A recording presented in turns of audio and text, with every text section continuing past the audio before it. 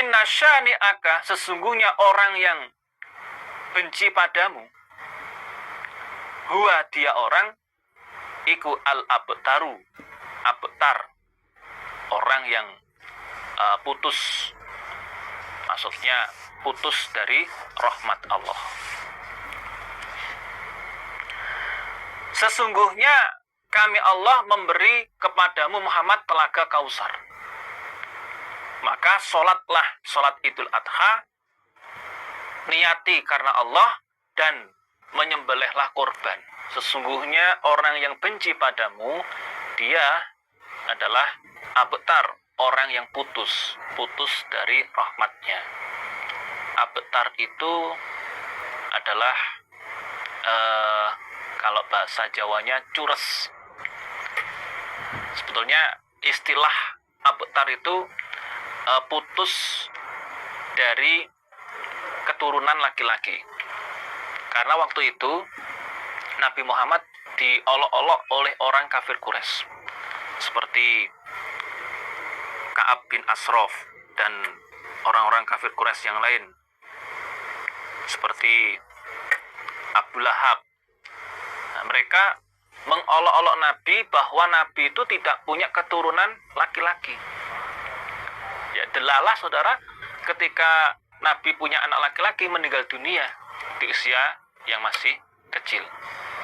Seperti Ibrahim, putra Nabi, meninggal dunia di masa kecil. Sehingga Nabi tidak punya keturunan laki-laki. Maka disebut dengan abtar, putus. Nah, kemudian Allah menegaskan, orang yang abtar itu adalah orang yang benci padamu. Dia putus, cures dia itu dari rahmatnya Allah. Nah, ini surat Al-Kausar ini adalah surat yang ketika waktu turun Nabi sempat tersenyum. Dalam hadis dijelaskan bahwa ketika itu Nabi dituruni surat Al-Kausar, Nabi merasa bangga, tersenyum. Lalu sahabat bertanya, ma'adha kakak ya Rasulullah, apa yang membuat engkau itu tertawa, tersenyum? Nabi menjawab, unsilat alayya anifan suratun faqra'a bismillahirrahmanirrahim inna a'tainakal kausar fasholli lirabbika wanhar inna syani'aka wal abtar. Kemudian Nabi menceritakan atau menjelaskan tentang Al-Kausar. Tadruna mal kausar, tahu nggak kalian apa itu yang dimaksud dengan kausar? Kausar itu, kata Nabi, fa innahu nahrun wa adanihi Rabbi azza wa jalla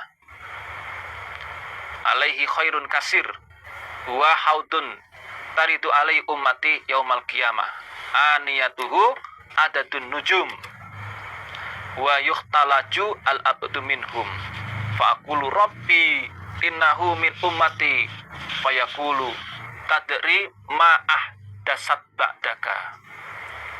Nabi menjelaskan Kausar itu adalah sebuah sungai yang dijanjikan oleh Allah untukku.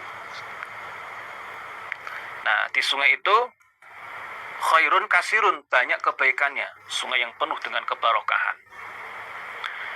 Ya, merupakan sungai atau telaga yang umatku akan menemui saya besok di hari kiamat. Aniyatuhu ada dunujum. Sungai itu gayungnya atau wadahnya itu sangat banyak sekali, seperti hitungan bintang. Besok di hari kiamat fayuh talaju al-abdu minhum. Ada seorang hamba dari umatku dihalang-halangi untuk masuk ke sungai atau telaga Kausar. Fa'akulu Rabbi innahu min ummati. Saya bilang, wahai Allah, ya Allah, itu umat saya, kenapa kok dihalang-halangi dari telaga Kausar? Fayaqulu ma tadri ma ahdasat ba'daka. Muhammad, kamu tidak tahu apa yang dia lakukan setelah kamu meninggal dunia. Dia tidak mengikuti aturan dalam Quran hadis.